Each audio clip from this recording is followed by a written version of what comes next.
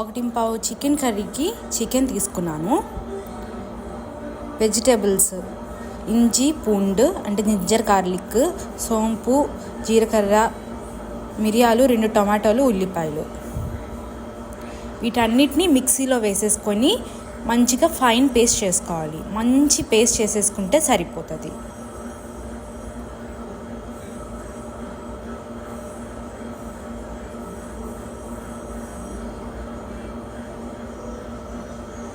Paste చేసుకొని పక్కన ఉంచుకోండి.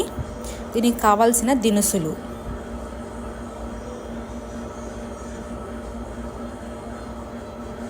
పుదీనా, కొత్తిమీర, కరివేపాకు.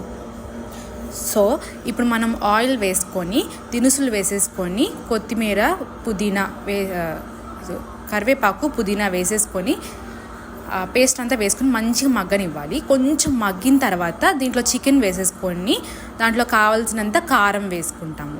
కారం వేసుకొని కావాల్సినంత నీళ్లు వేసుకొని ఉడికించుకోవాలి. మంచిగా ముక్కంతా ఉడికిపోతే చికెన్ కర్రీ రెడీ.